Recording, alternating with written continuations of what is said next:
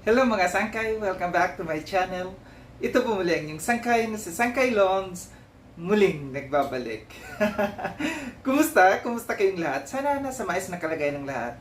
Mapadit sa Pilipinas or sa mga nasa ibang bansa, dobling ingat tayo, no? So mega love shoutout sa inyong lahat. Sa Team Sangkay Original, Team Sangkay Sponsors, Team Kalingap, Kuya Val, at Edna Kalingap Rob. Sa lahat ng aking mga followers, supporters, and subscribers, sa mga lolos, lolas, FWs, and PWDs. Mega love shoutout sa inyong lahat. And of course, I love you all. Ayan. Kumusta? Kumusta kayong lahat mga sangkay? So ngayong araw na ito, gagawa ko ng reaction video. Patungkol ito sa upload ni Kuya Bobby TV 143, no? Patungkol ito sa kay Lawrence, no? Si Lawrence na yung anak na panganay ni Kuya Will, yung bulag, no? So, meron akong video clips na ipapapanood ko sa inyo. Credit dito kay Kuya Bobby TV 143. Sa mga hindi pa nakapag-subscribe kay Kuya Bobby TV 143, subscribe niyo po siya. Then, kung gusto niyo na mapanood ng buo itong video na ito, puntahan niyo po ang kanyang YouTube channel. So, tara mga sangkay, panoorin natin itong video na ito. Then, after natin na mapanood, magbibigay ako ng opinion or kuro-kuro. Tara mga sangkay. Lana, saan si Lawrence? Anong balita? Inira muna po at kasi mabalik siya doon ay wipis. Kailan hiniram? Nung pong Sabado yata yung nagpagamot dyan. Inira muna man. Sino ang humiram? Si Richel. Anong pagkasabi sa Pero- iyo? Okay man ang Pero paalam sa iyo? parang naging okay po nung dahil bago siya umalis ay hinalikan pa niya ako ay. Ay, grabe. Pero ano ang pagkapaalam niya sa iyo na paghiram kay Lawrence? Anong tono ng kanyang pagpaalam? Ay wala man pong hindi man siya galit. Wala. Hiramin o siya na magpapaaral? Ay hindi po, babalik din po sa akin. Sabi niya, Hiniram lang. Sabi nga nung gabi, ganito po nung gabi, dinaan dito. Ngayon sabi sa akin, nanay at nanay din naman ang tawag nun sa akin. Nanay, hihiramin namin si Lawrence. Di ang tanong ko, gabi, saan kayo matulog? Na gano'n na. Ang sabi niya sa akin, doon sa kanila, nagsagot si Lawrence, ayoko. Ngayon, nung primero, ang reaksyon at agsumbong na naman pala ng Christy na nandun lang daw ako, masdang ko. Di sabi ko, hindi ako nagpupunta doon. At ang kwento daw ni Christina nga, ay nandun kinuha ko. Sabi ko, may isip po yan, anak. May isip pa na, hayaan Richie. mo na Lola si Christina. Ang kagandahan naman Lola Birdie na ngayon kasi siguro makakabanding din ni Lawrence yung kapatid niya, si Cleo. No? Papabayaan ko muna daw Hayaan sila mo muna magbanding. magbanding. Pero yung pag-aaral sa pasukan, Ipinenroll ko na po. na-enroll na. Ay, very good. Pati ikaw mag-alaga kay Lawrence. Ay, opo. Pag hindi po yun inihatid sa akin sa Webis, pupunta ako doon. Kasi Lola, ganito yun la. Karapatan mo bagan, apo mo yun. Opo. Hindi man ikaw ang una ikaw nga dapat may karapatan nun dahil ang nanay ni Lawrence sa anak mo. Ano po kaya, Hindi man sila kasal ni Willie. ang ano man po kaya, sabi nga sa akin, kung ipabaya muna sa kanila, yun ang usap namin. Kung kaya, yung pakiusap nila at wala pa mang pasukan, sabi ko hindi pa mang pasukan ko. Pero na-enroll mo na si Enroll Lawrence. ko na po. Hindi mo nabanggit na gusto natin tulungan si Cleo? Ang inaano ko po ay di na muna dapat nating biglain. Utay-utay lang wala, talaga. sa kanila. Pero ano rin, kung gusto nila ng tulong, Opo. Kumbaga, mahirap man baga pong biglain. Dapat natin, ilalagay natin sa tama lang na.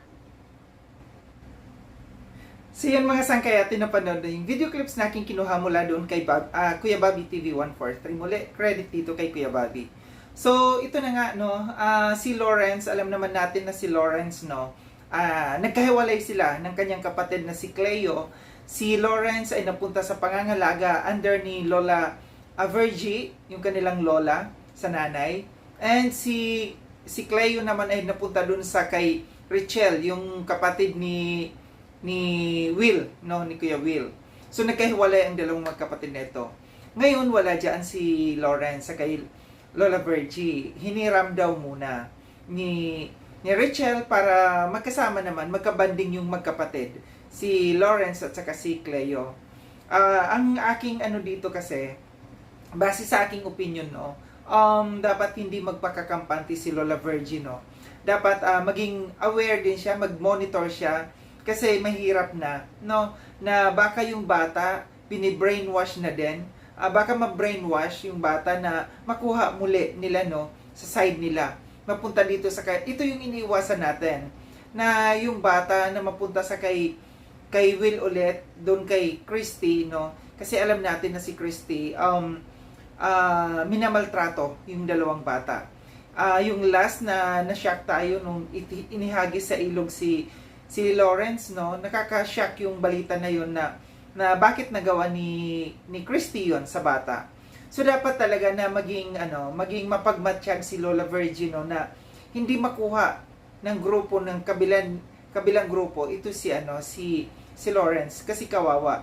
Alam natin na ang mga yan ang habol ay ayuda. Alam nila na may mga sponsors, na may mga naaawa sa dalawang batang ito.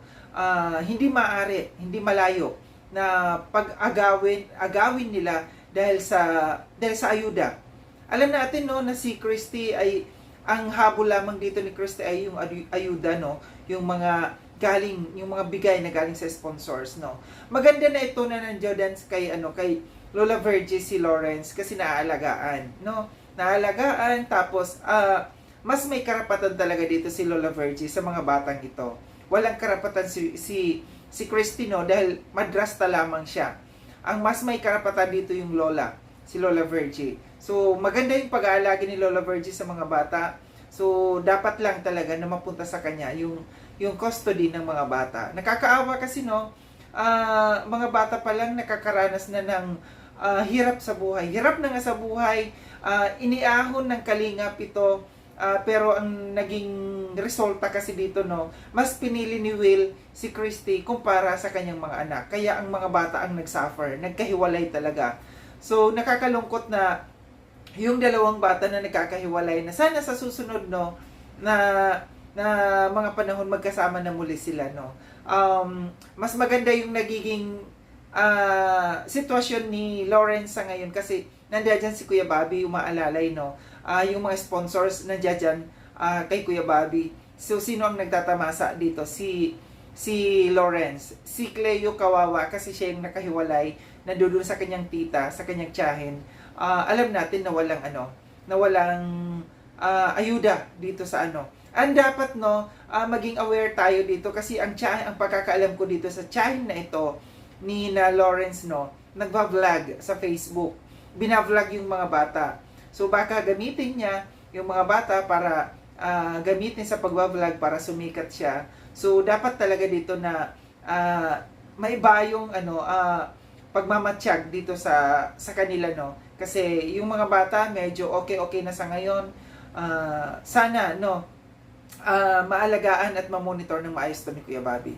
So ito lang yung aking reaction patungkol dito sa video na ito, no, aking napanood kay Kuya Bobby na medyo naalarma din ako nung sinabi na si Lawrence ay wala sa kay Lola Virgie, no.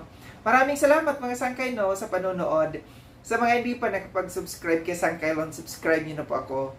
Click yung notification bell para updated kayo sa lahat ng mga videos na aking gagawin. Like and share tong video na ito mga sangkay. Kita-kits tayo ulit sa susunod na video na aking gagawin. Ingat kayo sa andako ng mundo bang kinaroroon. Paalam na mga sangkay. Paalam.